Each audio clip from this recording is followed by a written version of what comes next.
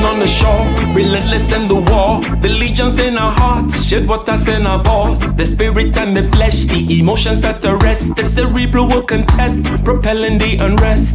Preachers and bandits with means underhanded. The teachers pedantic and lack understanding. So sweep out the sand with the broom in your hand. Stand up, make we burn Babylon. Guess I can give the world to you, the world to you. But the falling of the curtain is for certain. Be careful where you lurking, demon searching. The spirit and the women fight the battle within.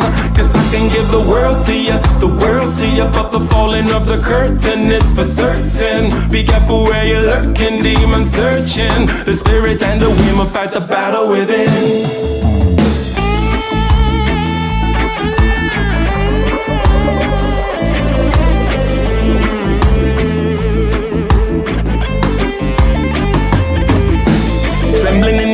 With the semblance of a blaze, with gratitude and rage, we touch another page with delirious delight, impervious to light. This vitality and might encourages the flight. Preachers and bandits with means underhanded, the teachers pedantic and lack understanding. So sweep out the sand with the broom in your hand. Stand up, make we burn Babylon. Guess I can give the world to you, the world to you. But the falling of the curtain is for certain. Be careful where you're lurking, demon searching. The spirit and the women fight the battle within. Guess I can give the world to you, the world to you. But the falling of the curtain is for certain. Be careful where you're lurking, demon searching. The spirit and the women fight the battle within.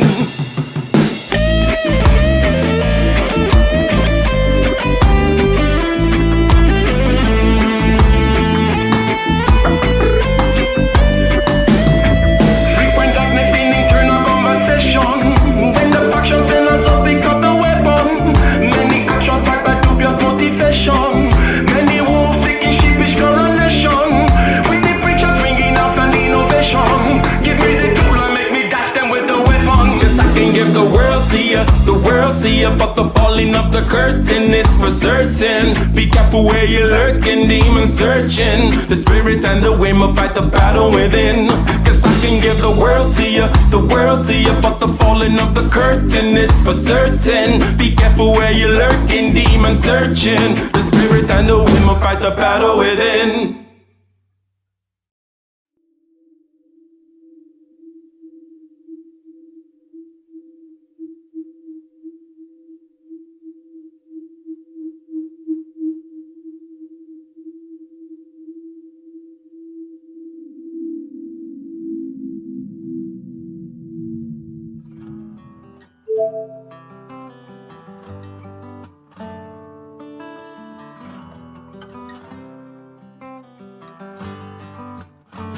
In the den of iniquity, vicinity no pretty, calamity fi hit we any moment, what a pity. Tomorrow never certain, what dwells behind the curtain. The face of evil's lurking, with the shifty eyes averting. It's not a steady bubble, that either pop or topple. Many will fall and stumble, let the dozers gather rubble. From LA to Colorado, Guinea to Burkina Faso. Cannon could reach the towers and the troops will storm the castle. Hey, I say, run, run, come, make we get it.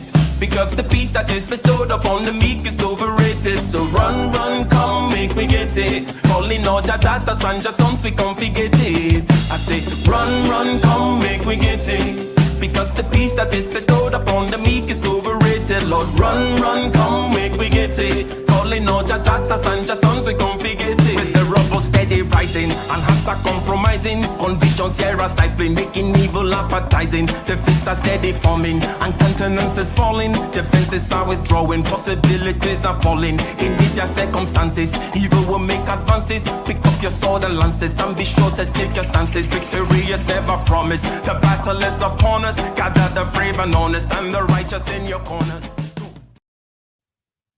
Indeed. Welcome, ladies and gentlemen. Where else? You know what? Doesn't get much better than this. It's about to even get better than how awesome life. I knew you thought it couldn't get better, right? But welcome to Getting Ish Done with Icon Dr. Thunder. Today we are going to be talking about skills.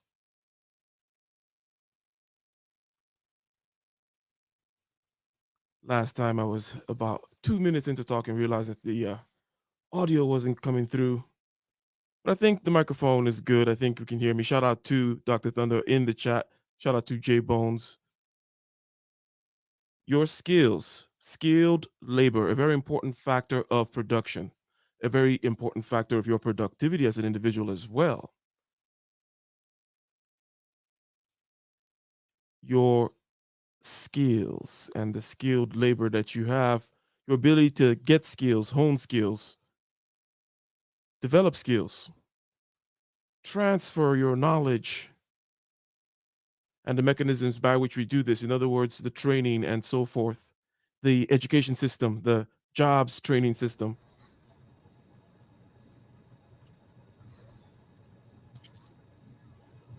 Let me just ask you this, Dr. Thunder. Does America suck at jobs training? Yes. All right. Well, I guess we'll ask for questions now from the panel. End of show. End of show. Yeah, that's it, folks. Yeah, that's All right. right. Well, actually, we still have to answer the "and here's why" part. Okay. So, I guess that's the rest of the show. Then we'll be dealing with that. We'll be dealing with that. We'll be dealing with the how and the why and what, if anything, can be done about it. Right. So last time you mentioned that universities can develop or a path forward or something universities should exploit, maybe for their own benefit, but also to serve a need, is to go to develop their job training prowess, their job training aspects to become more about like, well, I'm going to give certificates for skills and things like that.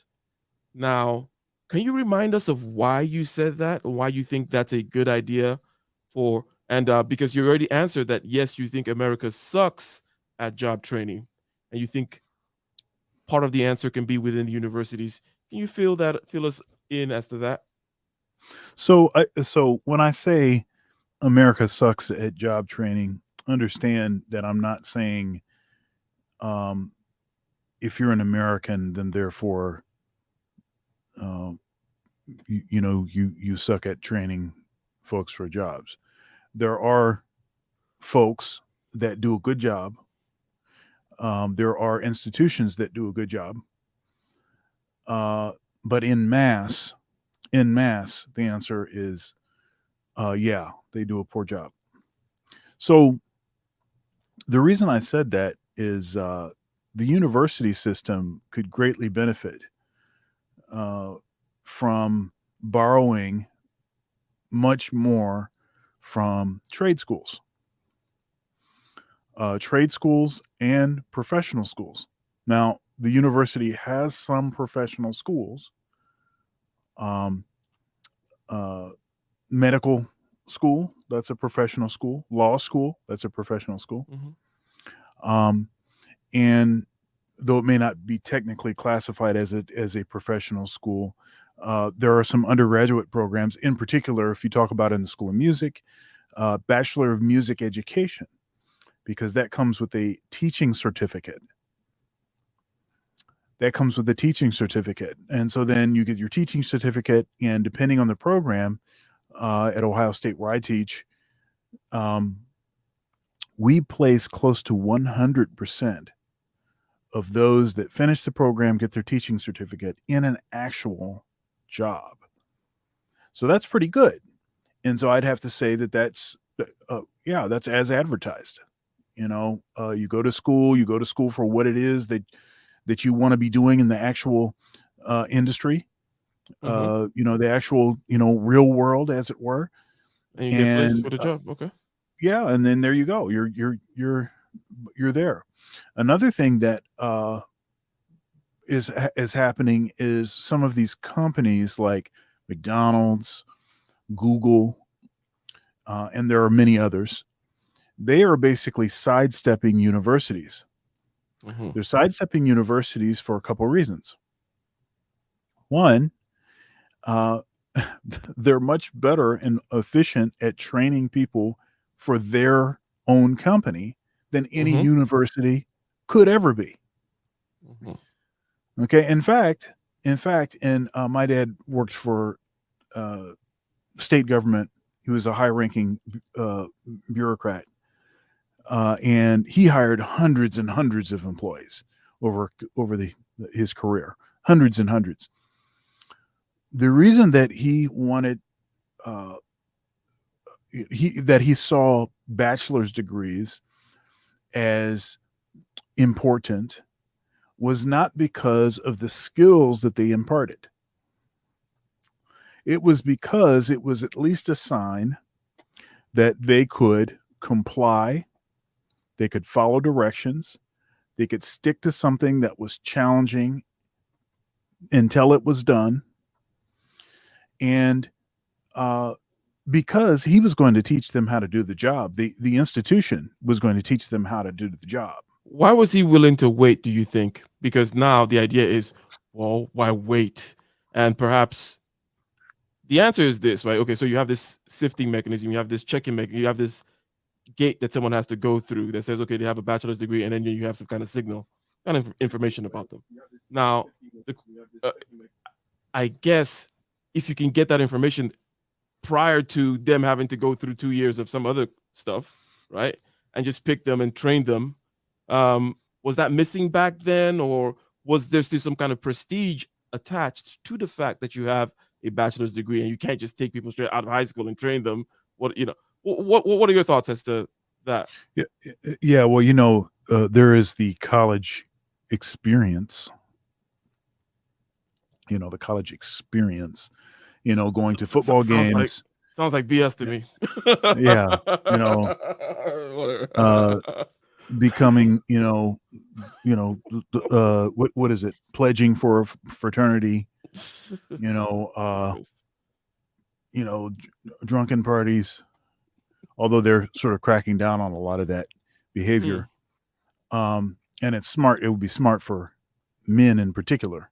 They're actually cracking down on a lot of that behavior. Okay, I'm sorry. Go ahead. They are, but it'd be very important for men to self-censor, or maybe self-censor is not the right word. Control certain behavior on college campuses, because they don't have to, esteem you as innocent until proven guilty. They can just say, "Get out of here. Good luck trying to get into another school," after, they contact us and we tell them that, there's an EPAR allegation was the reason that they kicked you out. Yeah. But anyhow, the whole efficiency thing is part of what I didn't say before. One of the benefits of one of these companies like a Google going straight to high school, getting the sort of best and brightest, scooping up all the nerds, and just training them, is that, it's quicker. I mean, you're going to have that employee for longer. It's more efficient. The student is going to be very influential. The kid will be very influential. It's like, oh my goodness, I can't believe I'm going to work for Google. Oh, this is like my dream come true. So they're not thinking about, for the most part, they're not thinking about, the college experience and stuff like that. If Google can scoop in, they can probably get you to forget about going to, Stanford or something. So okay, that is an important.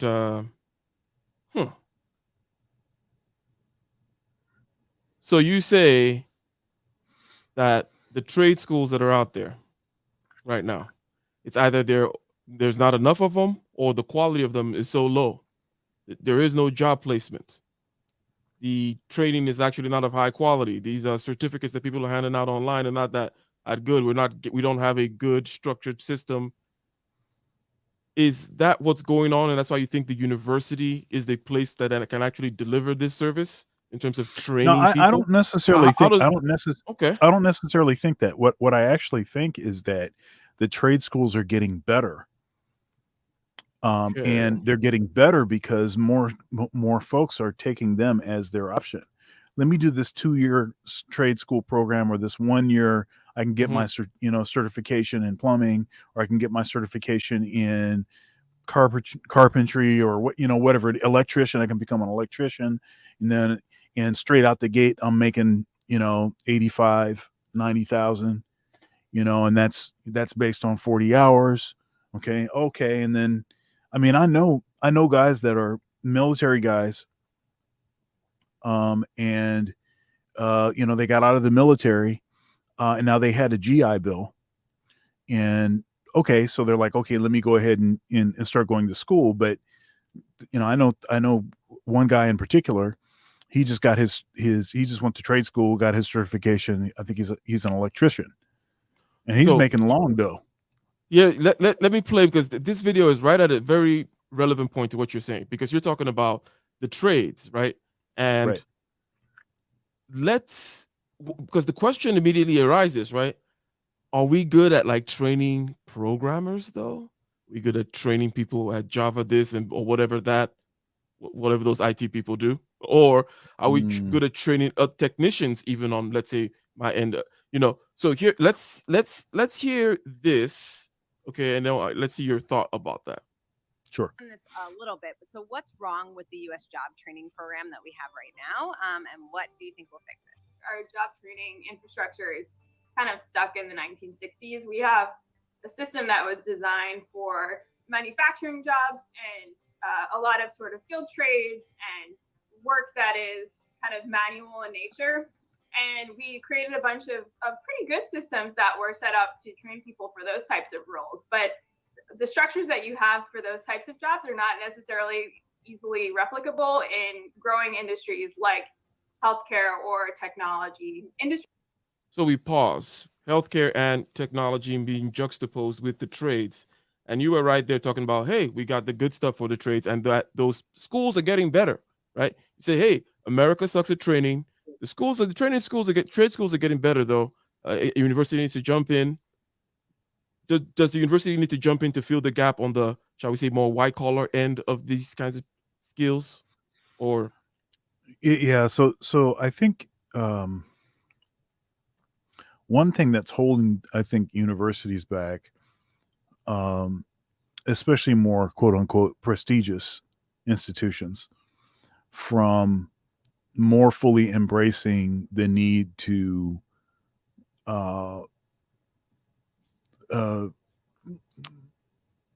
sort of bridge the gap between the sort of scholarly pursuit and the sort of lofty abstraction of broadening the mind and this kind of thing, with, okay, you're going to need these particular skills in order to get this particular job.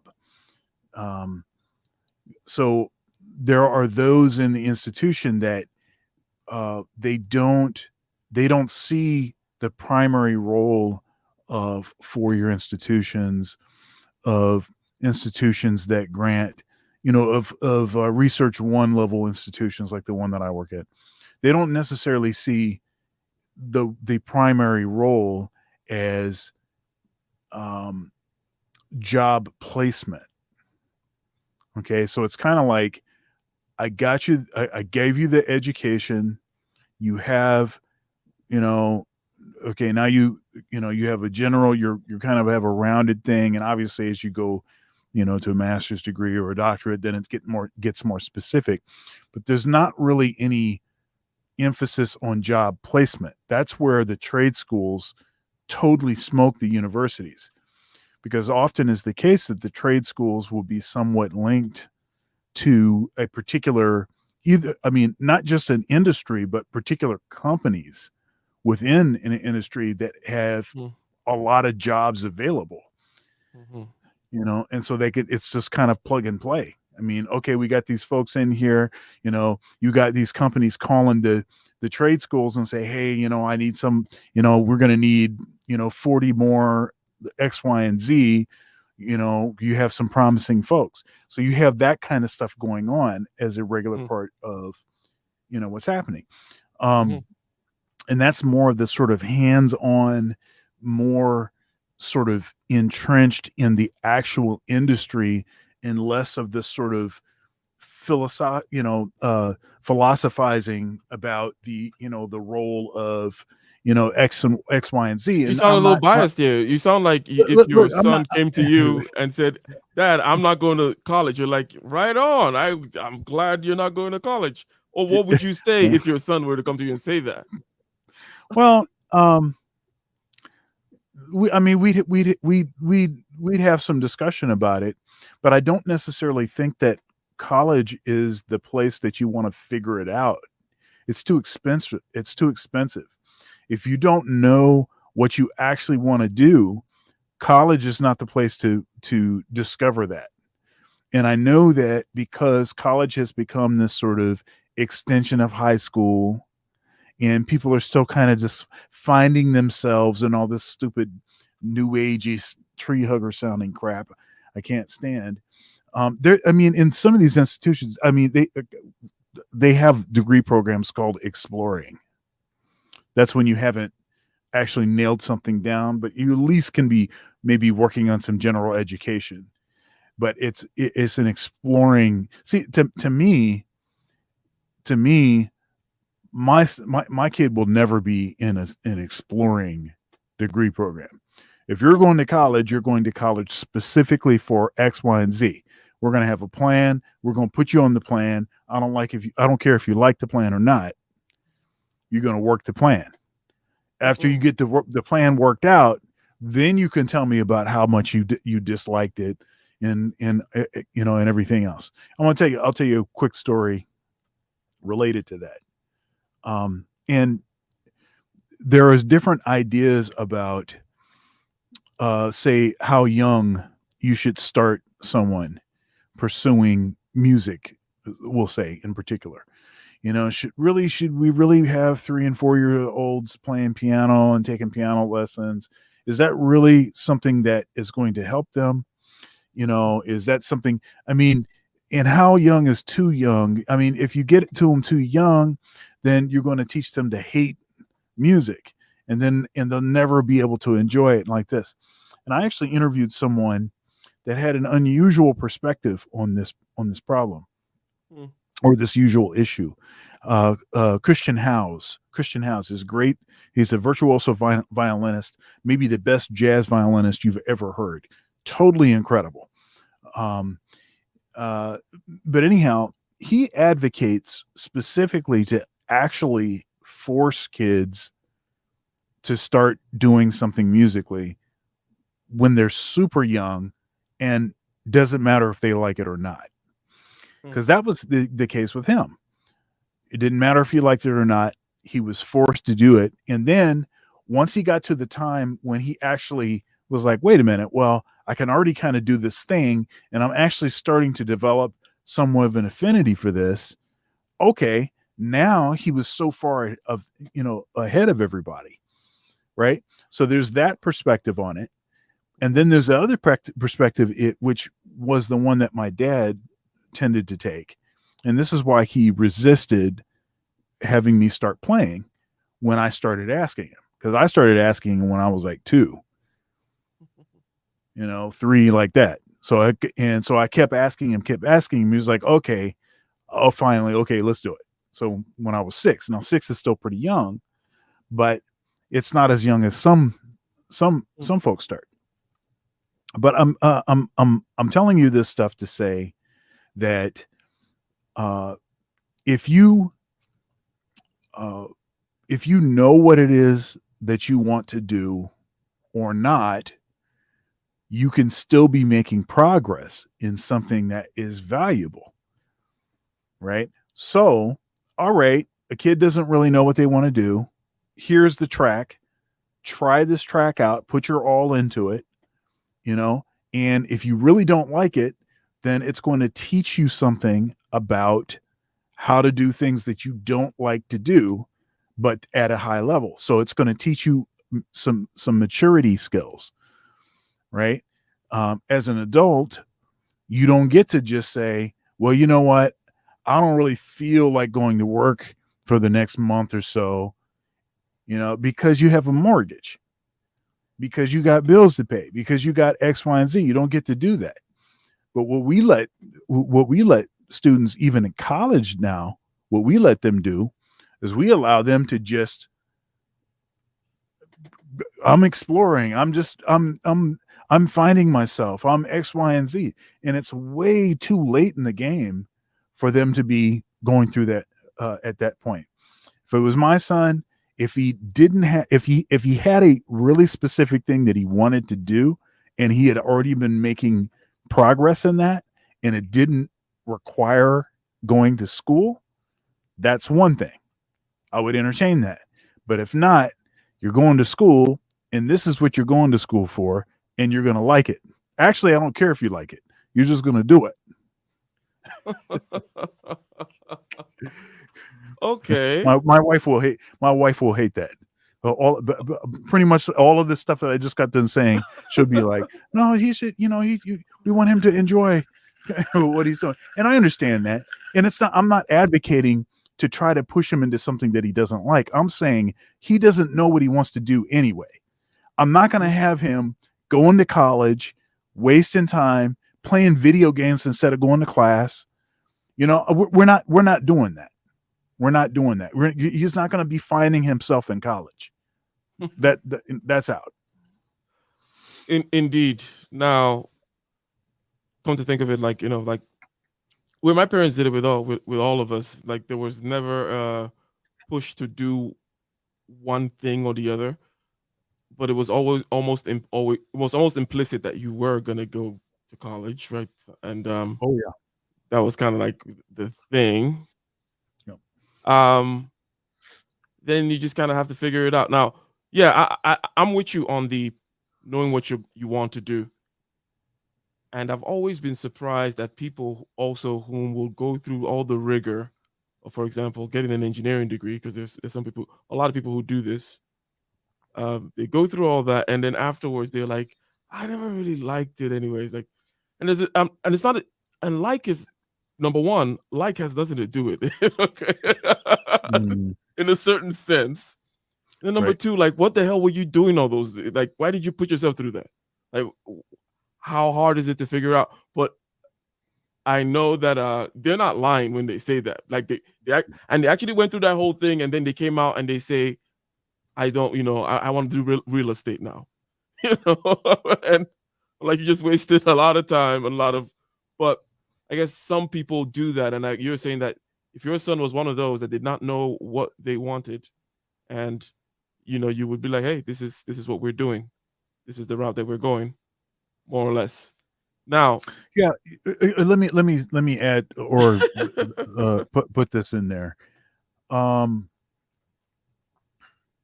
The saying, education is expensive. Now, yeah, college is expensive. That's not what I'm saying exactly. What I'm saying is, often is the case that in order to learn what it is that you actually needed to learn, you have to spend a lot of time. And the thing is like, okay, well, we don't want to waste time, but the thing is that if you don't know where you're going, you don't really have anything else that you can do. So I mean, you could actually literally sit around and do nothing. But I did a live stream earlier today. What was the name of the stream? Let's see here. What is it? Even God has given up on them, but Simp's still trying to save. Something like this. And I made a point in there about, if you don't know what it is that you want to do with your life, first of all, most people don't know when they're really young what they want to do. Okay? Most people don't know. If you're one of those folks and it takes you a long time, even into college or into, you're 25 and you still don't know what it is that you really want to do.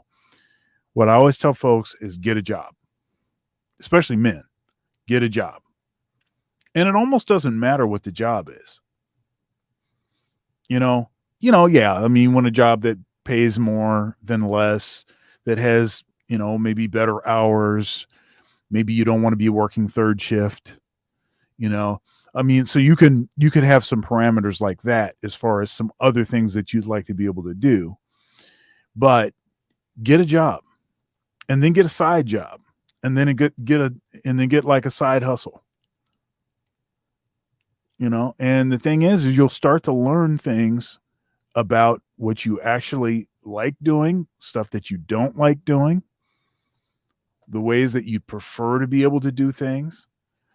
You'll start to get some of those ideas, and heck, you might start getting promoted within whatever the company is, and find and kind of settle into something that's like, oh, this management thing though, I think I'm pretty good at this.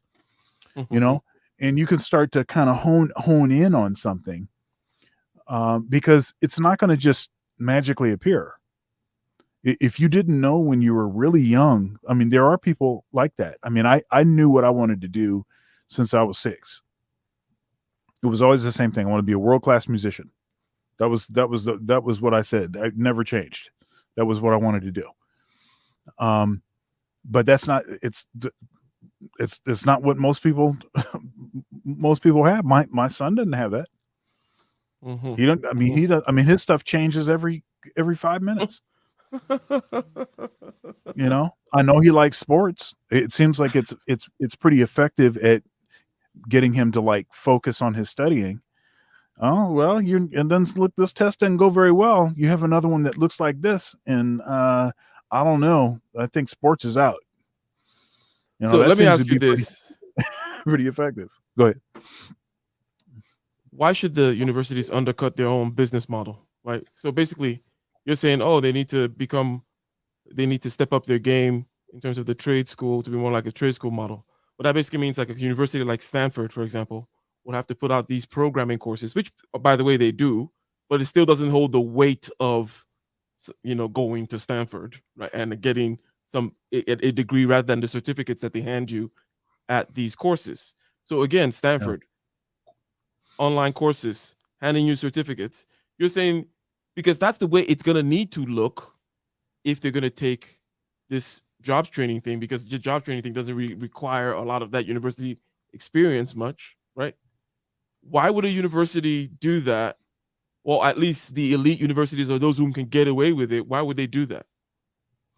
Well, I think there could be some interesting ways to fuse programs that already exist with some more of these sort of certificate kind of granting programs. So, for instance, there are universities like the one I went to for my doctorate, University of Cincinnati, College Conservatory of Music, CCM. That's the college within the university. They have so it's basically, it's a post-master's degree program. So say if you got a master's degree in performance, or maybe you got a master's in music education or something. So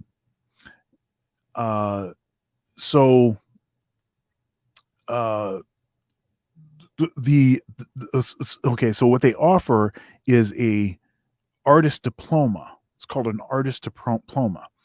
So basically it's like a post-master's degree thing where you're taking courses that would be related to that could be precursors to a doctorate, but it's a 1-year program where at the end of the year you get a certificate. It's an artist diploma, right? So it is sort of like a master's degree plus, but of course what they want to happen, it's a clever recruiting vehicle for doctoral students. So what you do is you say, okay, this is a 1-year program. You have your master's degree. You don't have a job yet, or you don't have the job that you want. Okay, here's the diploma, the artist diploma. You can come to our school. You'll study with, our teachers. You'll take classes. You'll keep yourself moving, right? You'll play in our ensembles, all that kind of stuff, right? But then at the end of the year, they have the option of just continuing a DMA. So you see so this is this is a great, and a bunch of schools do this. And it's actually providing value. So it actually is a positive thing, but then also it is a feeder to the doctoral program. So you could construct some of these certificate programs in such a way that they are actually taking some courses that could be part of a 4-year degree or part of a 2-year degree. And then after they finish that, after a year or after one semester, you can hold the carrot out in front of them and say, hey, 3 more semesters, you'll have an associate's degree, or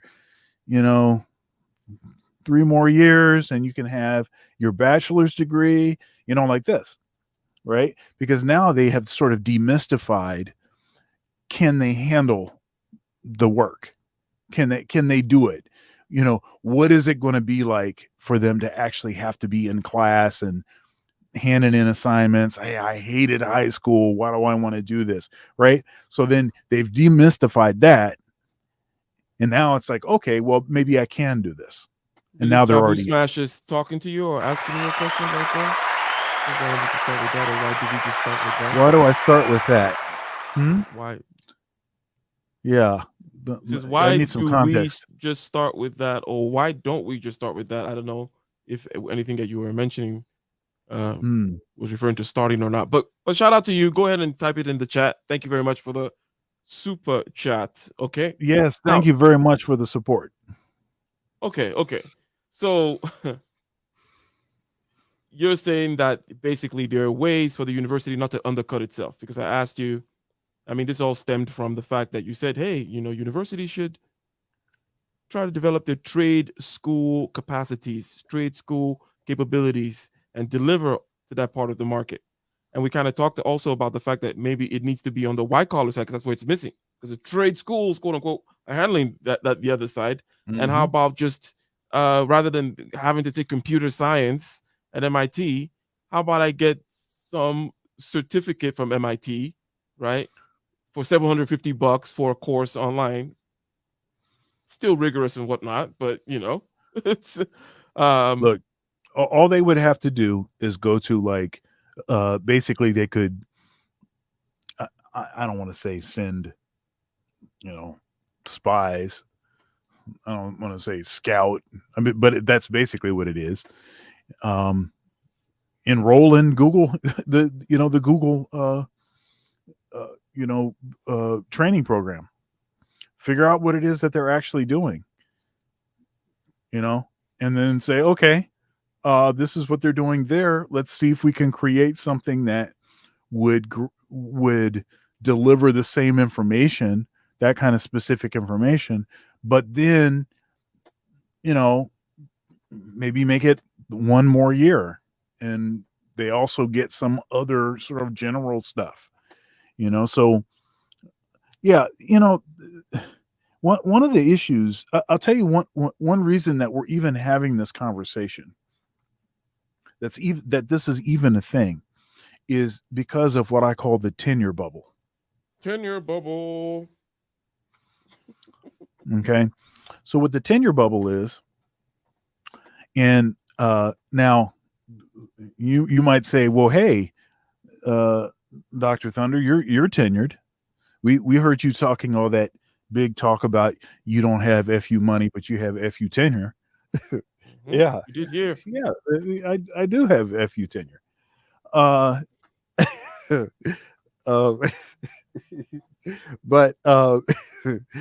But the reason that I'm not as susceptible to the tenure bubble as many others is that I'm a performer, which means that I'm regularly interacting with the actual music industry.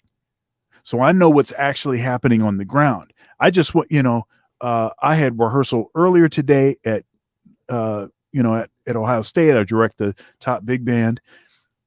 Came home, hung out with my son for a while, just went out to another rehearsal at a church that I'm the musical director at, and then came back here before, getting this started. Let me say something about what Go ahead. let me say something about what you're saying right now, because basically there are many ways in which this manifests itself. Okay, one term that comes to mind is the skin in the game aspect of things.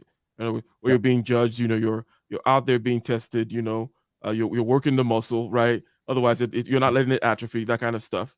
But also, here's the thing: in fields where you are judged by reality, and reality could be experiments or mathematical logic, or like plumbing or whatever. You know my spiel. In certain fields, but in other fields where you're judged by your peers, like some committee in the UN or something, or in many aspects of academia, where we're playing to this room, right, and it's a bubble outside of reality. This is a good thing to be able to, in other words, in terms of BS detectors, okay, the places where it's easier to grow BS is when you guys are judging each other, but you can't BS the fact that you played those gigs, or that or you messed up, or whatever, right? Yeah, you can't BS the fact that you told a good joke and you had a good set as a stand-up Right. comedian, that kind of a thing. So that's a very crucial aspect of things. But so I see your point there. You say that they can learn, they can go, they can take advantage of this part of the market. Let's take a step back here. You see, when I was getting my master's degree, a particular teacher told me something. I think, well, what was the context? What was the context? Okay, so we're in class. We're talking about this very problem. We're talking about it from the engineering perspective, in terms of like China producing all these engineers or whatever, and then the American quote unquote STEM problem, because that's a place where it is often highlighted, and this is on the higher education now, not necessarily a job training. Both in terms of job training and also higher education, getting degrees, there's a quote unquote STEM problem in America. Well, we're not getting the engineers that we need, so we have to go out there and get them, that kind of a thing. So I was saying something about, this STEM problem, right? Probably, wagging my jaw a little bit too much, as I often do, about it in a certain way. And then the teacher's comeback was something along the lines, and it kind of made sense of like, look, we are training citizens, also like also the education and training system, such as it is, whether it's crappy or very good or robust or weak or whatever, it's not just training for jobs. We are training democratic citizens, and basically suggesting that these countries that you're talking about are creating engineering robots, right?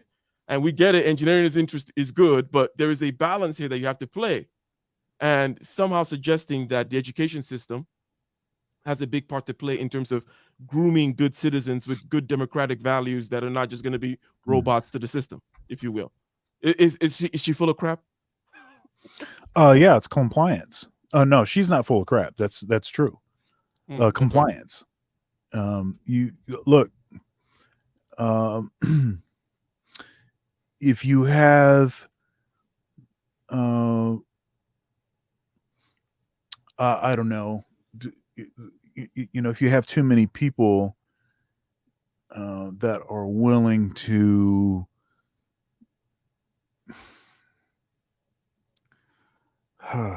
buck the system, park their big rigs on primary arteries. The honkathon. Yeah. If you have too much of that, that can cripple society. It can make, it can cripple the government. It can make it so that their lack of actual power is more apparent, and you can't have that. You need worker bees. You need people that are just going to follow instructions, that are going to need a sort of basic level of knowledge and general skills to be able to work the general job. Because most of the jobs are general jobs. They're not these high-powered. It's not the high-powered stuff, Hmm. you know. So yeah, I would argue that is true. Something comes to mind right now, and I wanted to ask you about it when you talked about the people taking power.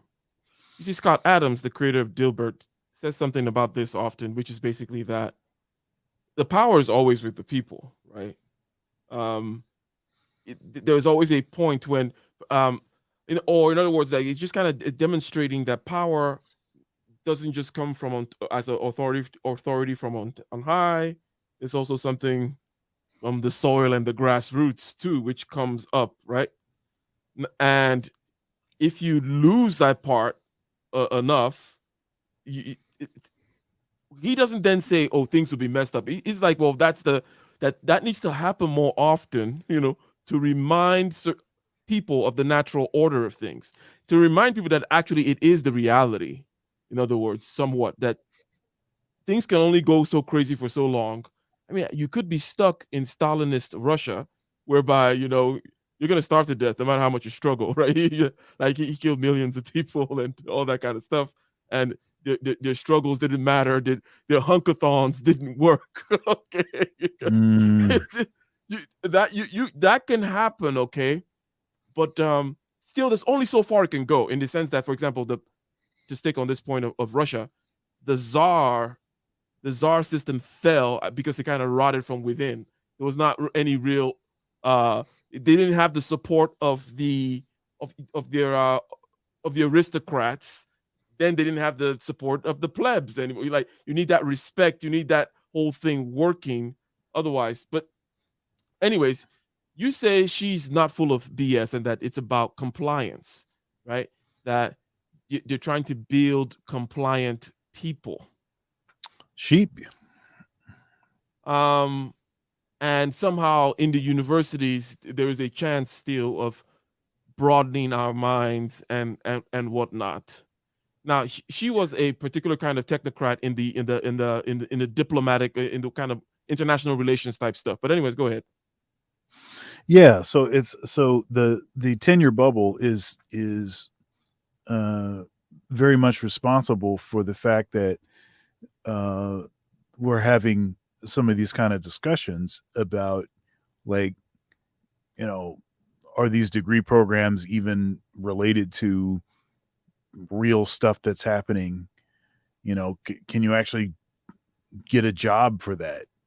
I mean, look, I'm as I said, in my area, and in this would be the case for a lot of performers, but in particular jazz musicians that are in the academy, they, I think, have a unique sort of resistance, not resistance. What's the tolerance?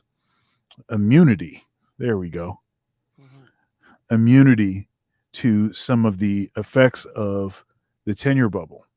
What it does is, the longer you're in the bubble, the less you've had to interact with the real world, and the less you're probably going to care if what it is that you're teaching the students is directly applicable to the current market. You don't have and because Yeah. look, your employment is locked up. Mm-hmm. You don't have to compete in the same sense that other folks that are in jobs and positions where they can get fired, or they can be downsized, or an industry changed, so it's not necessary anymore for us to have so many tellers at Chase.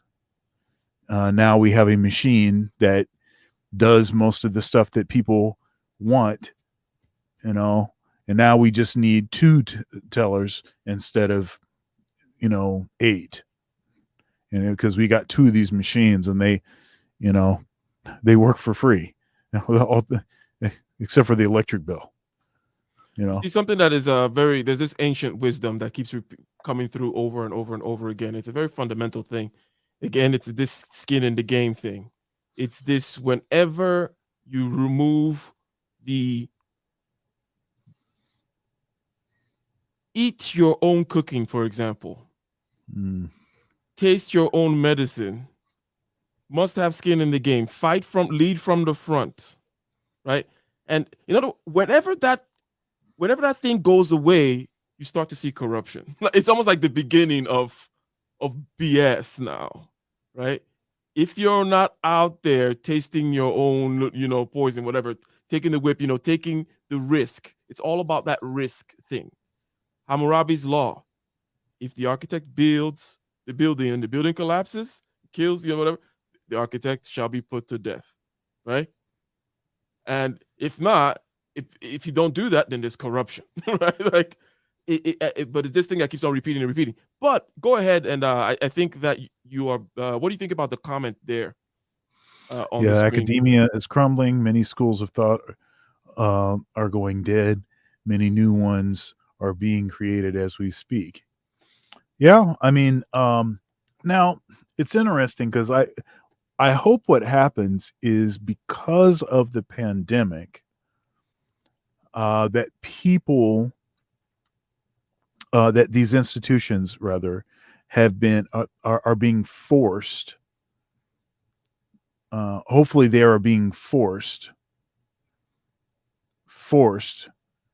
to change, reevaluate, to update their curriculums, to discover that, oh, wait a minute, we can teach a lot of these courses online. Mhm. And I think that could be an opportunity to at least slow down the total collapse, Hmm. of academia. Yeah. And then he says, I meant to start, or Taboo Smash says, I meant to start with certificate to find a job in our field and continue if we want to go to management. Yeah. I mean, I think it's a more. He's referring back to his super chat here where he said, "Why don't we Oh, just right. start with that?" And then he says, "Meant to start Right. getting certificate." Look, and I think that Dr. Thunder, you've been agreeing with this whole kind of jobs training route, skin in the game route, practitioner, practice and theory. Because there's a saying that in theory, okay, practice and theory are the same, but in practice, they're very different, right? That in whenever if you've ever done something versus studied it, you have a visceral feeling as to, oh my God, there's something different about theory and practice that I cannot get from theory. In other words, I cannot theorize about it's difficult to theorize about the difference between theory and practice. You just got to do it to kind of see if that makes any sense. Now, Mhm.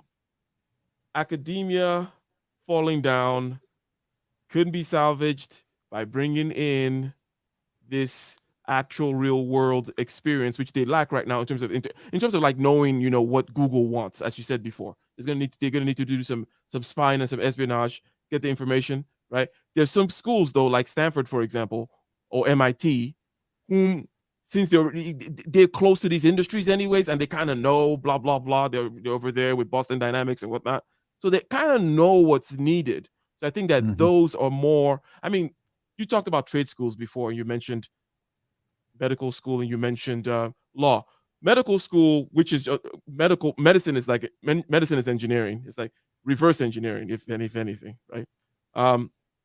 So kind of engineering schools are similar too in terms of being trade like in that way, and they can Right. be. Now there's something about professions though that professions don't want to break up. Let's talk about the other side now. We've been talking about the side of the supply side, whom is going to provide the education, who's going to provide the job training. Let's talk about the side of people who may not want to break up their professions into these smaller little technical things. It's like, no. If you come into the white collar world now, you start breaking up the title, let's say engineer, into different little specialists, where it takes two guys, okay, that you can pay two guys $50K an hour or $50K a year comfortably to do the job of this other guy that you were paying 180 to, right? And you're like, hey, just get rid of this guy with his fancy degree and this fancy title, and we get these two technicians to do his job. That is an actual concern that some people have, right? Is this something that you have seen, or do you have any comment as to because there will be some kind of pushback or resistance from this angle, right? We're saying, hey, I don't want a bunch of technicians coming to take over my job. So rephrase the question. I think I understand what you're asking, but I want to make sure I'm responding correctly. Yes. So basically, in order to do jobs, in order to break up, do the training thing, be a trade school within the white collar space, you're gonna need to break up these particular professions, like engineering, for example, into subsets, which they've kind of done before, kind of generally speaking. It was just engineer person before, then it became a civil engineer and a military engineer. And civil engineer has broken up into many different kind of engineering fields. And then, but then you have like the drafts people too and everything. But basically, there's a situation whereby you can break up this profession and use two technicians who don't have this fancy architect engineering degree and licenses or whatever to do what this one guy does that you're paying more money to, and get two guys, you know, that have these skills and these certificates to get the job done, right? And is this perhaps not something maybe that exists more on the music side of things, but it is something that professions, technical professions especially, try to kind of guard against people from coming in. And that's why they have all these licensures and lobby the government to require a licensure, all that kind of stuff. Yeah, that's interesting. In this sense, I think we could learn a bit from, in particular, jazz studies programs around the country, where the folks that are in these positions, typically they have a set of skills that makes them very valuable in the actual music industry. And so then they can, even if they're, say, just teaching bass lessons, they can impart certain sort of trade secrets, as it were, and connect the student to, and even, you know, something that happens frequently is, you know, if I'm doing my job right as a jazz saxophone professor, then I should literally be training my competition, right? So, and as more of the students that I have are of a certain talent level, it is likely that I will be, training my replacement, as it were, in the actual music industry. Now, I think there's a, depending on the disposition of the teacher, there is often is the case that there may be some desire to prevent from training one's own replacement. Mm-hmm. You know, Mm-hmm. and so that's a real issue. So say, for instance, in Silicon Valley, when people were complaining about the H-1B1 visas, bringing in Kumar, and you train Kumar, and then you get axed. Anyways, go ahead. And then he makes a couple movies about White Castles.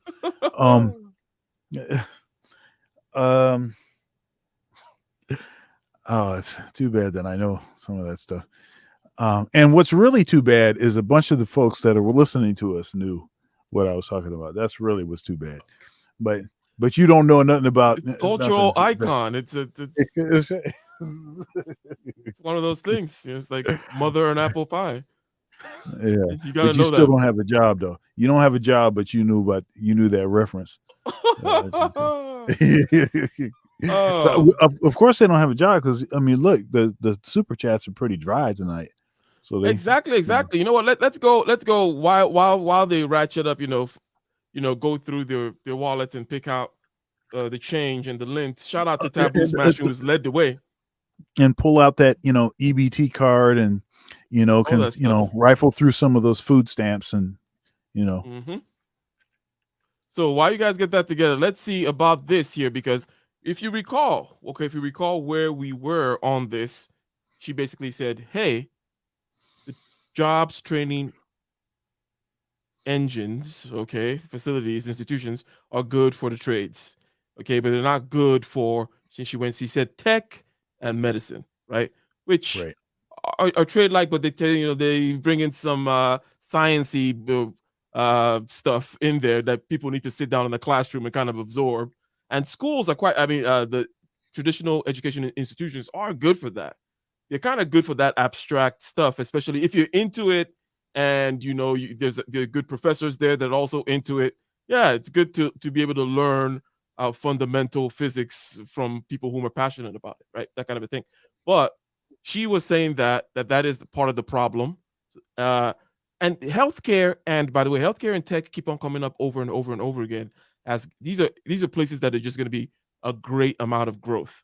So whether you're looking into buying businesses, which is one end of just tapping into the market, from the way other end, you're like, you have no skill, you have no nothing, but you're like, hey, maybe I can buy these.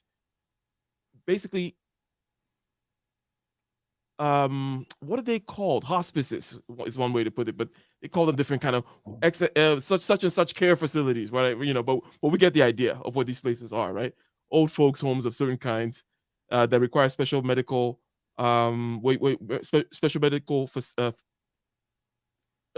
services are provided. These are gonna go crazy in terms of the requirement or the boom. It's a boom market. That's what I'm saying. If I can actually speak tonight, but because of the baby boomers and all those other kinds of things that are going to happen. But also cybersecurity is also going to be another huge one, because that's where the wars are going to be now. A big part of the wars are there. And when there's war and people are kind of, it's like, hey, I want to attack you, the security people are going to make a lot of money. So anyways, let's play. Industries like manufacturing, we have great apprenticeship programs and work-based learning opportunities where people can be working and make money and learn on the job. In most other fields, we have not created structured pipelines that allow you to be in these types of paid on-the-job experiences. So that's one struggle for the U.S. on this front. The second is that we've basically underinvested in this whole area. So the vast majority of U.S. spending on education happens before the age of 22. We spend a tiny share, a fraction of the dollars that we spend on young people on adults. The U.S. ranks second to last in all of OECD on. Isn't that interesting? That the reverse of what I thought would be the case is the case. That we spend a lot of money in the K through 12 situation, and then we spend less on the universities, it seems. But the product, the quality of the product is the complete inverse. American universities are actually decent. People come from other countries to American universities, right? They'll come from China, United States, and such. And there's some elite schools here at the tertiary level. So a lot of money is being spent. Here's where I disagree. I have a knee-jerk reaction whenever people say money is the solution to something, because I tend to see money as a natural lubricant of something that's already working well. It's like it's like the end. If the engine is all knocked out, you can't just be like, oh, you can't just go now and put engine oil in it. It's like you blew out, the engine is done. Okay. That's not how it works. Like it should be generating money, or it should have some kind of sustainability. Anyways, what do you have to say about the whole money thing? Because she's alluding to it. She's saying, hey, we're not spending enough money. Do you think this is a money problem? If we have more money in the system? Okay, no. Okay. It's never a money problem. I don't never think it's a money problem, he says. Okay. I mean, not the sorts of problems that she's saying. The whole education thing, that's a favorite thing that people say. Now, once we actually got beyond this sort of myth of separate but equal, in our history, where you could actually show that stuff was separate, but it actually wasn't equal, and that was really the problem, right? Because people that choose to separate, for whatever reason that they choose to separate, that's different than people that are forced to stay in a certain area. And since stuff was not actually equal, it meant that actually there was actually less resources and poorer, resources. Books, were in disarray. You couldn't even hardly find any books, this kind of stuff. That's a different sort of issue. But once we got beyond a certain point, that whole dump more money on education, that's always the solution. It's not the solution. You can find school districts that are not rich, but because there's a lot of parent involvement, the kids will do much better academically. The school still will have what it needs. Whatever stuff that they don't have, parents will step up. So that's really what the issue is. It's another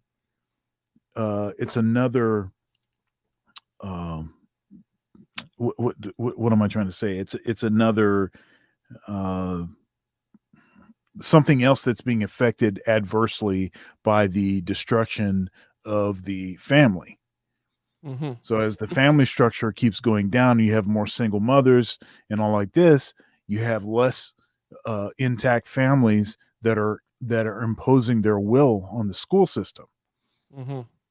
And then the school system is saying, "Oh, but we don't have any money," and like this. Yeah, but you can always cite some other school system that has the same amount of money or less money and seems to be producing a better product. So that convinces me that it has little to nothing to do with money. There's plenty of money to go around. That's my thought. And I know that's not a popular thought in academia. That's that would be one of those things that I would just keep to myself when I was in certain meetings. But yeah. Okay. So, and as I said, I tend to push back against it's money because of a fundamental kind of concept of money not being the solution to certain things that are broken. You can tell me, hey, I need money to restart this part of the engine or something, right? But you can't just tell me to throw money on it. It never, it's rare that works. It's like you hire a scientist to do some research and you're asking him, well, how's the research going? And it's like, I just need more money.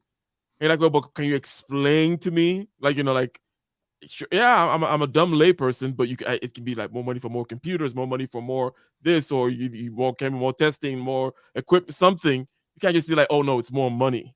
But it's easy to say, and that's why it's said. So shout out to you, Taboo Smash again, I believe. Or am I reading that wrong? Yeah, Taboo Smash again. Always holding it down. Always holding it down. That's what's up. This is evidence that the super chat function actually does work. So that make me think the students are there to save a lot of teacher and staff who will be unhireable otherwise. The institution of college is there to cannibalize the time of the majority of the youth. So there's something. Okay, let me jump in here because I see something more fun. This particular thing that Taboo Smash said is of a shape that can be generalized, that you can just find in many places. And in other words, there's a way in which things tend to develop. Like we have certain perennial problems, such as how do you raise children? How do you train them? Okay, and such. Just like how do you defend your borders and certain other things. Now, it's almost like certain systems we've all heard of using the school as babysitting, right? and then you've mentioned, Dr. Thunder, that hey, let's just continue high school. And in other words, to be parasitized, okay, certain requirements of ours, like such as childcare, okay, will find itself being a parasite to certain institutions that are available to develop to serve that function, right? And this is not something that is like a plan, okay, of this institution to take your kids and waste their time.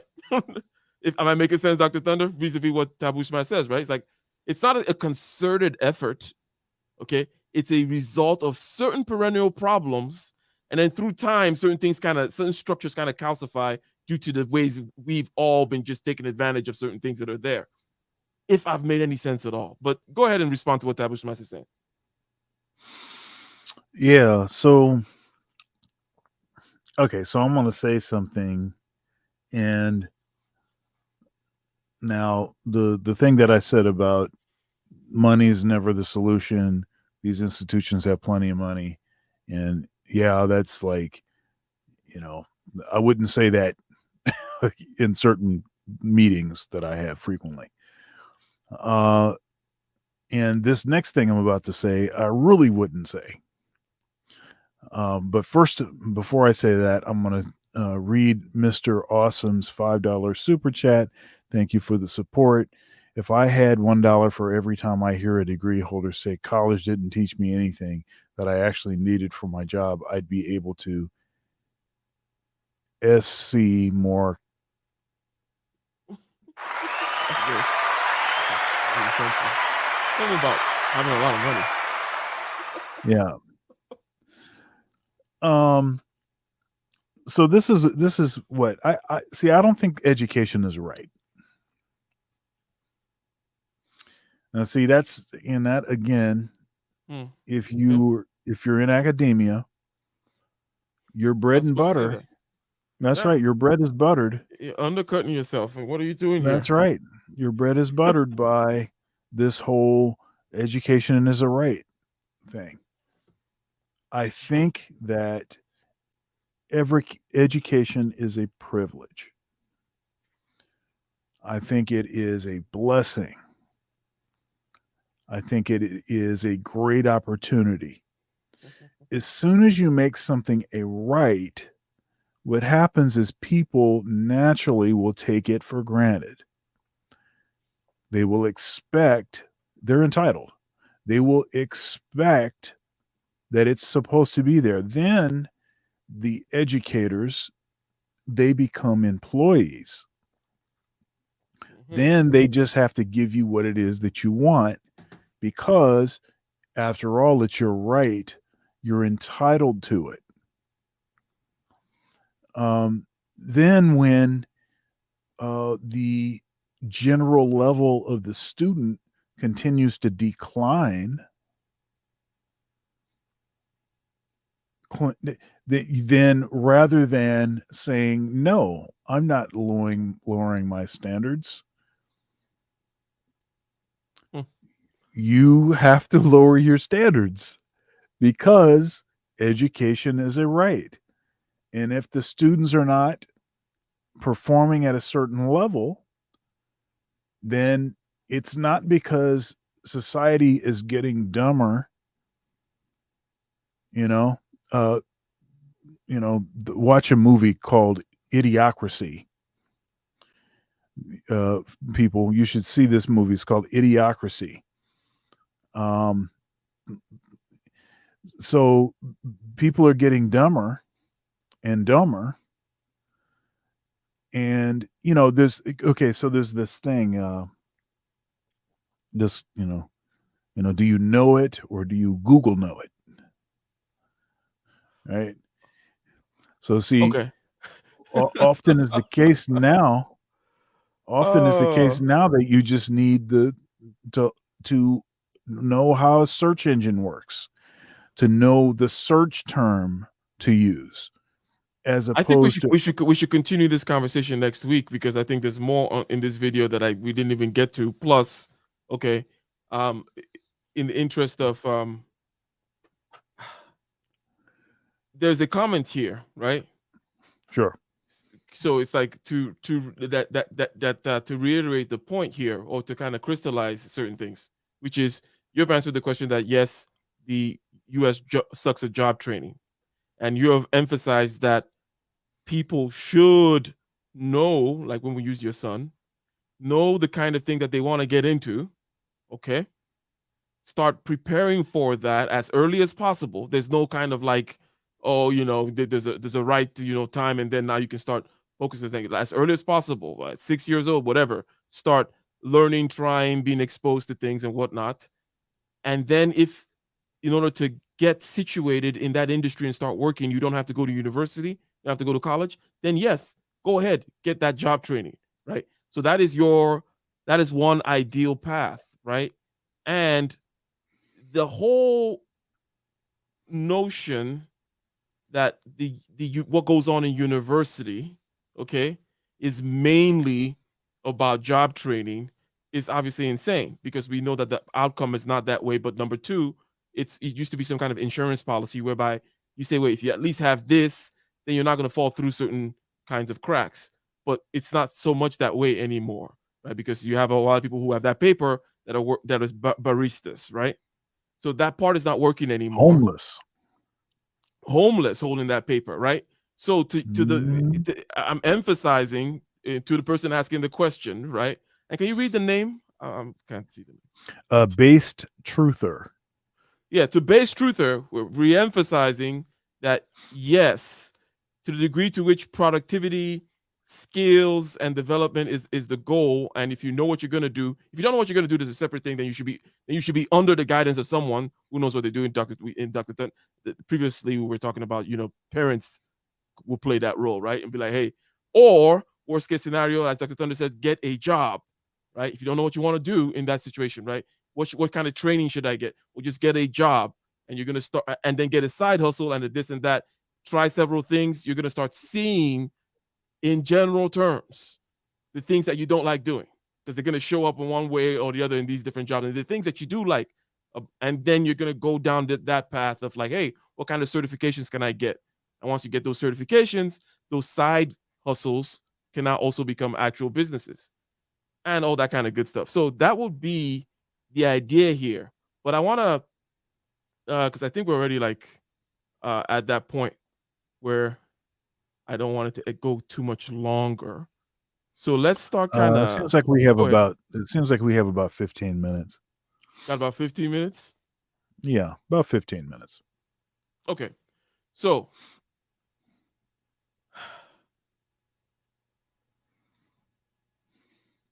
at the end of the day, right? Companies are still going to go hire people where it's cheap, and I'm bringing in the competition aspect of this now in terms of, are the Americans actually willing to take advantage of the training such as it is? We talk about improving the training, but how about the demand side of this? Is there a demand for the training? Are Americans indeed lazy? In other words, this conversation could be about UBI, universal basic income, right? So let's kind of play around in that, if you don't mind riffing on that for a little bit here, because there's a whole other stream of this same facts we've used in this conversation. The facts about where the job market is going, the facts about the nature of training, and that blah, blah, blah. And the solution will be moving towards universal basic income and things of that nature, not more training and getting better training going, right? Are people, for whatever reason, wanting and demanding the training, or do they want universal basic income? And I'd say in general, they want universal basic income, right? I'd say that's in general, it would be the case, because I think people are lazy and are getting more lazy. Now, I would say that the general state about all human beings is that we're lazy. You've seen a baby. Babies are pretty lazy. And so you actually have to train yourself out of that and gravity still has an impact on you. And it doesn't take long before whatever momentum you have, begun, you've gotten going, before that turns into nothing. Everything is pulling you down and pulling you back. So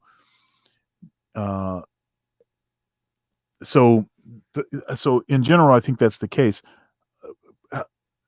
Of course, I think it would be terrible, because basically what we'd be doing is advocating for some sort of communism, socialism, something. That's what and we see that that's not an effective model. It doesn't work. And if you think that then people will be free to do what really is in their heart of hearts, that's actually not what happens. What you end up doing is you end up promoting an elite class of folks to be ultra rich on the dime of everyone else. So it tends to have exactly the opposite impact that people think it will have. So now you have a small percentage of folks that are persecuting everyone else. And then also, people don't actually have a method of upward mobility. If you're born in a certain class, then that's where you will be forever, and your family too. No movement. That's why the whole idea of an meritocracy is so revolutionary. It's so beautiful, because it doesn't matter how you got here. It doesn't matter your family history. It doesn't matter if your parents were poor. It doesn't matter if you grew up poor. None of that stuff matters. Right? Now, maybe it makes it harder for you, but it's still possible. With this UBI, that's moving in a direction where it no longer would be possible. It no longer would be possible. And then perhaps if I were to play devil's advocate, someone could say, hey,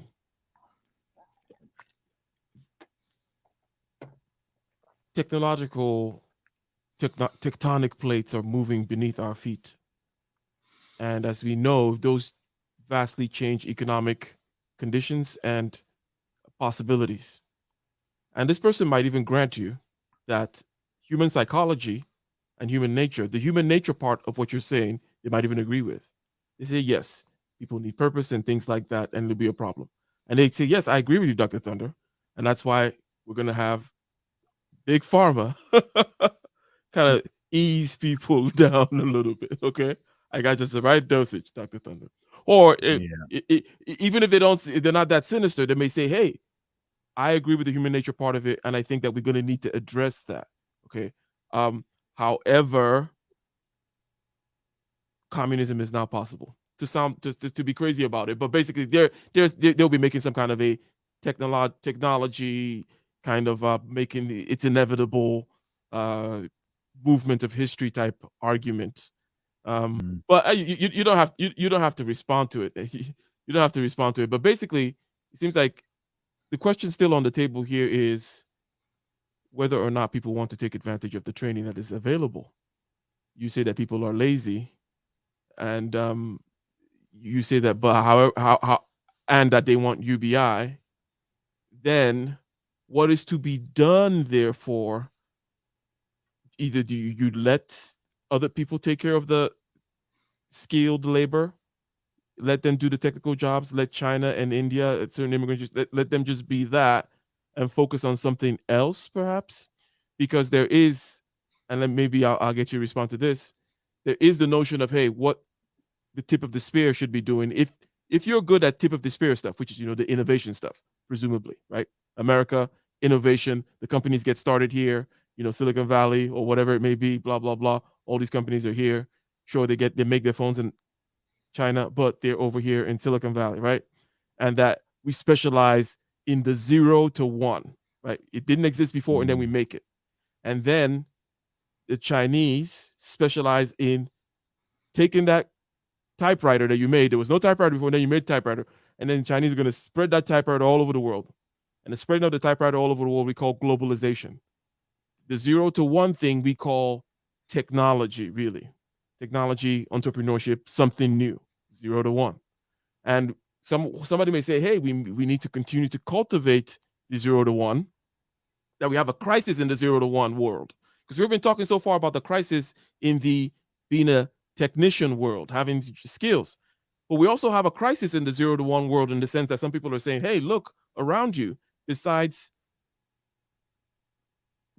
zeros and ones, right? In other words, computer chips and screens, what has really developed technology-wise in the space of atoms, in the space of cups and pads and tables and things like that, in terms of materials engineering, in terms of transportation, in terms of energy, right? These big, important things. With the freeways are still crumbling and we're still using internal combustion engines all over the place, that kind of a thing. But we have nice fancy screens though. Okay. We have a 0 to 1 problem, they would also say. So what is your view on, hey, we have actually a 0 to 1 problem, and maybe that's the only way, that's what we should be focusing on because that's our specialty. And if we lose that, we can't compete with these other guys anyways. Yeah, that's interesting. At one level, you do have to kind of lean toward your strengths. Now that's not the same as, let's see, leaning on your strengths is not the same as saying, allow your weaknesses to just fester, like, so you still, in a matter of speaking, in order to make yourself somewhat balanced, you still do have to locate areas of deficiency and try to get them to a workable level so that they don't become a stumbling block for what your strengths are. But you do have to sort of lean towards your strengths. So I can see, okay, let's lean towards innovation. There's certain things that we kind of are going to tend to be better at. Let's try to, yeah, I think there's something about that. But then on the other side of that, though, I'm kind of like, do you really want to have to depend on people that more or less hate our guts to provide us certain technology and certain services? I don't know. That seems like maybe that's making us vulnerable to certain kinds of attack. If so, the argument would go that you're always ahead of them if you're properly doing your 0 to 1 game, that you always have a very big stick over your head anyways, some kind of very big stick that, you're still ahead, even though they're your functionaries, if you will. You're manufacturing your stuff or doing your stuff, whatever. But since you're like 3 steps ahead technology wise, you probably have some equivalent of nuclear weapon that they don't have, to use the nuclear analogy. Yeah, well, there's a reason why, my ancestors didn't really have a recourse. They had to kind of get on the boat. Got to get on the, yes, that's a good point to bring. Yeah, it's modernize or die. And when you look at China, and when you look at Russia, when you look at Meiji era Japan as well, and certain other societies that faced the same ships on their shores, if you look at it from that perspective, it's an interesting perspective. I say a different perspective to look at it from, right? Say, okay, well, these people also face that kind of thing. and they kind of try their way to reassert themselves. And if quote unquote my people, Dr. Thunder, had done theirs, what would it have looked like, for example, right? And it's an interesting thing. Which side would you be on? Would you be more apt to be like, or maybe you wouldn't even be over here because you're like, hey, we formed this crazy African empire, and maybe some atrocities were committed in order to form that thing, but we fought against the West and won, and now you'd be some imperial. Go ahead. You gotta be careful because if we go back too far, we might discover that your ancestors sold my ancestors. Oh well, I could reveal if it is actually true, 100%. Someone has already exposed that fact on YouTube about me, by the way, that about my family in particular. But if you were in any kind of a position when things are going on, you're gonna get a taste of whatever the trade is, right? That kind of a thing. So it's I have white privilege or white guilt or something, but given the nature of my family, the particular patriarch, actually, one of the ways in which he kind of started and kind of did his thing was to sell people, right? But it was also a trade that he was in beforehand because people were obviously like having slaves, right, as part of the normal deal. But he was able to step up the production, I guess. And then actually he was able to then have enough money to attack the king and take over the kingdom in some kind of a. So it is true, Dr. Thunder. I'm sorry. So wait a minute. So what you're saying is maybe my actual last name should be Ogiamian?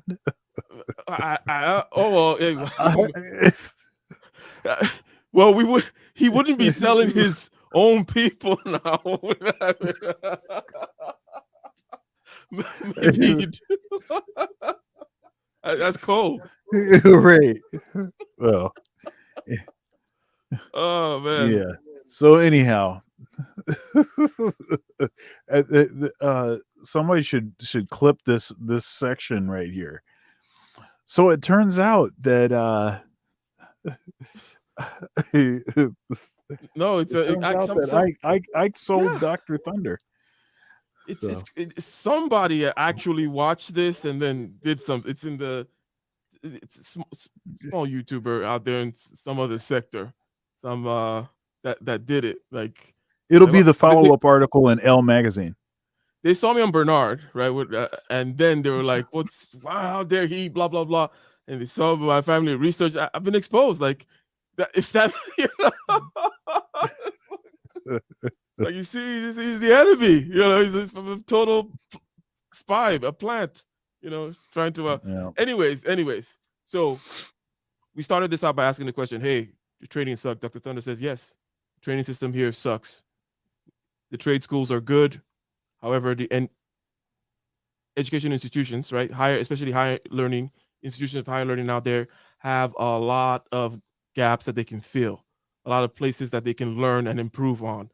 Going to Google and learning what the Google training program looks like, what actually the practices that is practical skills, pragmatic, real life learning by doing skills that people need in order to fill these particular jobs. And in so doing, we talked about the fact of that, contact with reality, being a gigging, a performance-based type professional like yourself, Dr. Thunder, who was also in academia, gives you that thing that you cannot get other than by being in contact with reality, by being judged by reality, by having skin in the game, by touching the stove and knowing where the hot stuff and the cold stuff is and all that kind of stuff, and having that visual intuition and building it that way and whatnot.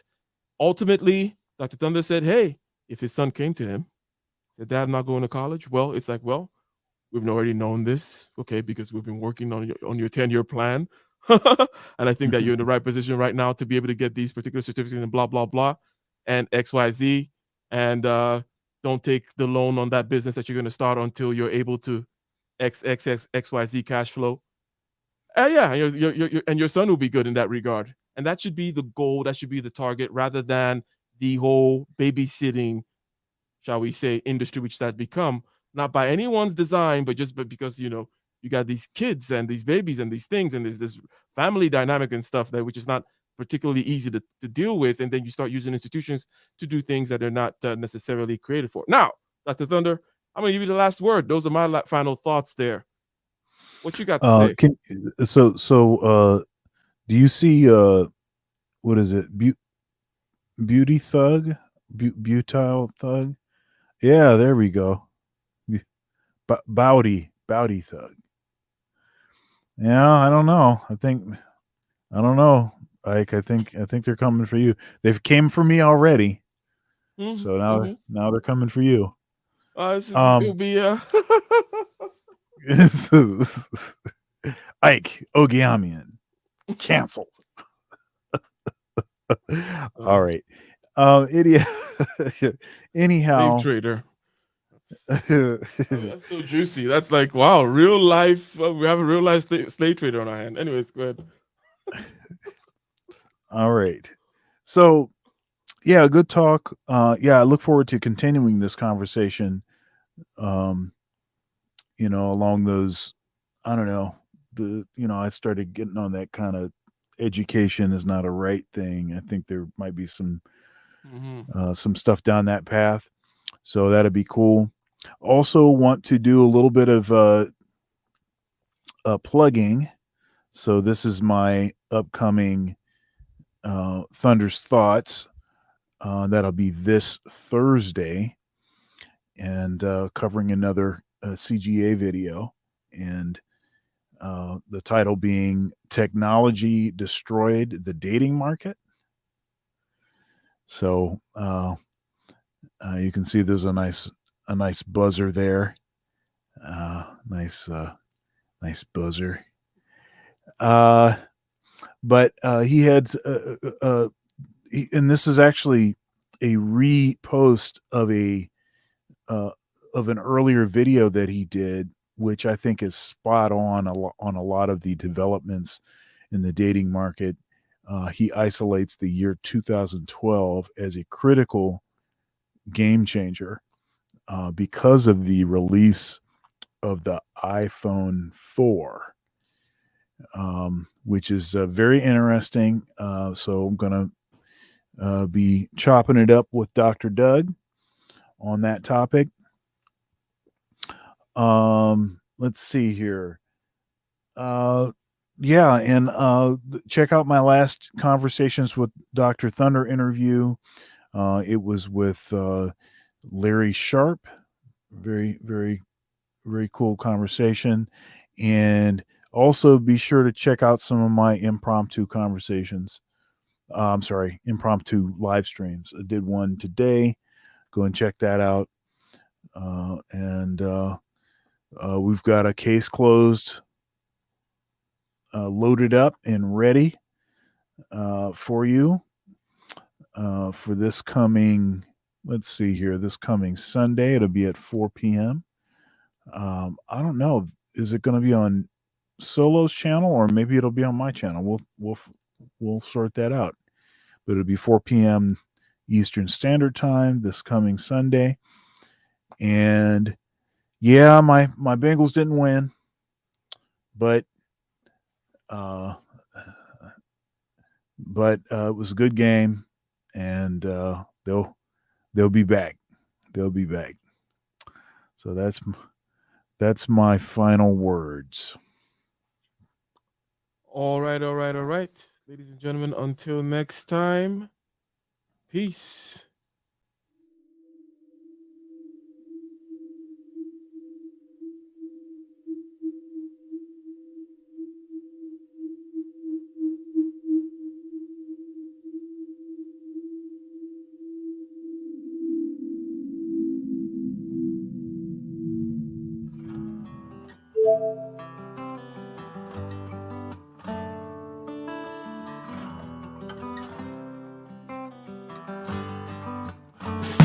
the den of iniquity. Vicinity no pretty, calamity fi hit we any moment. What a pity. Tomorrow never certain. What dwells behind the curtain? The face of evil smirking with the shifty eyes averting. It's not a steady bubble that either pop or topple. Many will fall and stumble. Let the dozers gather rubble. From LA to Colorado, Guinea to Burkina Faso. Cannons could reach the towers and the troops will storm the castle.